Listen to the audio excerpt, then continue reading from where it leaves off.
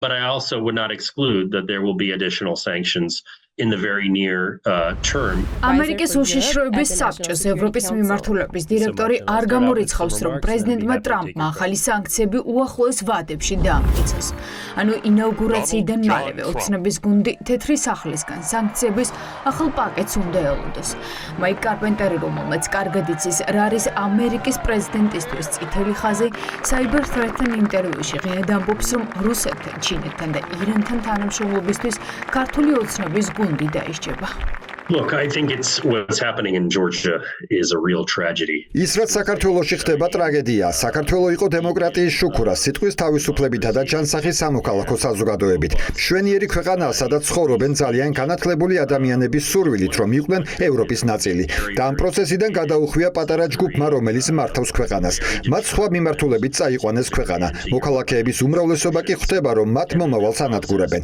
ნახეთ, რომ შტატებმა ინდივიდუალური საანქციები დაუწესა ქართველ ჩვენ ასევე გამოვიყენეთ საანქციები მთავარი არქიტექტორების მიმართ, რომლებიც ღიად აქცევენ ზურგს ნატოს და ევროკავშირს და უმეგობრდებიან ჩინეთს, რუსეთს, ირანს და სხვა ავტოკრატიულ ძალებს.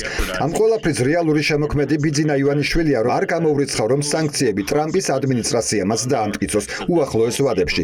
რასაც ახლა ვხედავ არის ის, რომ კონგრესი აკეთებს ყველაფერს, რომ საანქციები დაუწესდეთ პასუხისმგებელ პირებს, რადგან საქართველოში არსებული მცირე ჯგუფი ცდილობს გაურიგდეს ირანს და რუსეთს. ამ განცხადებების შემდეგაც კი სანქცირებული ოლიგარქის გუნდი ისევ იმედს ებღაუჭება არ შეერათ, რომ სანქციები, რომელიც შტატებიდან დაუწესეს, ტრამპის გუნდთან შეთანხმებით მოხდა. დედაქალაქის მერი ან თავს იტყუებს, ან ხალხს ატყუებს, რომ ტრამპი მოვა სანქციებს მოხსნის და ყველაფერი დაალაგდება. ჩვენ ძალიან დიდი იმედი გვაქვს, რომ ახალი ადმინისტრაციის ფარგლებში ურთიერთობები რა გაძლევთ ამის იმედს. აი რამე ნიშანი, იმიტომ რომ საჯარო განცხადებებში ეს ნიშნები არ იკვეთება იშკარად. მაშინ რა ინფორმაცია გაქვთ დამატებით, რაც მედიისთვის არ არის ცნობილი. თუნდაც ის განცხადებები, რაც კეთდება, ბევრი რამ გადალაგდება მერწმუნედ, ბევრი რამ შეიძლება მერწმუნედ. ყველა გადაწყვეტილება სანქციებთან დაკავშირებით არის ერთობლივად ბაიდენის და ტრამპის ადმინისტრაციის მიერ მიღებული. შესაბამისად, სანქციები არ გაჩერდება. ტრამპის ადმინისტრაცია 20 იანვრის შემდეგ დაიწყებს მუშაობას. მანამდე არის ისევ ბაიდენის ადმინისტრაცია. ტრამპის გაპრეზიდენტების მოლოდინში ოცნების იმედები, რომ მათთვის სასიკეთო რამე მოხდება, ნელ-ნელა მცირდება. შტატებისთვის ივანიშვილის რეჟიმი ტირანი კრიმინალები არიან, რომლებიც დამანგრევალ შედეგს უნდა ელოდონ და ეს იქამდე გაგრძელდება, სანამ საკუთარი ხალხის სასტიკ დარბევას არ შეწყვეტენ და არ ჩანიშნავენ ახალი არჩევნების თარიღს, რომელსაც ითხოვს ყველა ქვეყნის შიგნით და გარეთ. ჰელსინკის კომისიის თავმჯდომარე ამბობს, რომ ქუჩაში ხალხის ცემა და უკანონო დაკავებები სანქციების დაწესების ძალისხმევას აძლიერებს.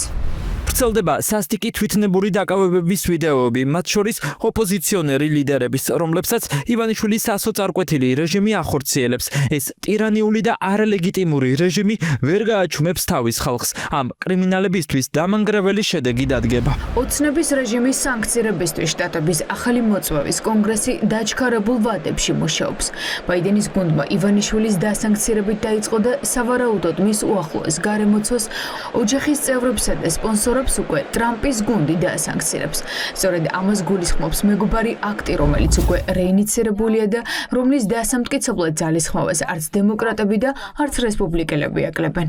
ერთ-ერთი დემოკრატის სენატორი კოენია, რომელიც ამბობს, რომ ამერიკის მთავრობამ ოცნებასთან თანამშრომლობა სრულად უნდა შეწყვიტოს, სანამ არ იქნება ახალი არჩევნები. ფიქრობ იქნება დამატებითი სანქციები და სანქციების საკითხი განიხილება იმ სხვა ოფიციალური პირების მიმართაც, ვინც ჩართულია დემოკრატიის საზიანო მოქმედებებში. ჩვენ ადმინისტრაციის მუშაობის მიწურულში ვარ და ვფიქრობთ, მათ სურდათ ივანიშვილის მიზანში ამოღება, რადგან ისაა ამ ყველაფრის თავი. მნიშვნელოვანი იყო მისით დაწყება.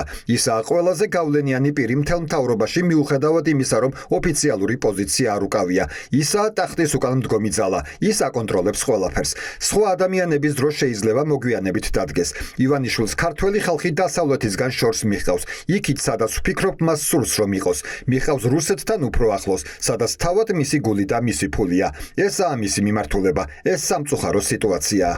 ზუსტად ერთ კვირაში ამერიკის სათავეში ტრამპი ახალი ადმინისტრაციით მუშაობას ოფიციალურად დაიწყებს.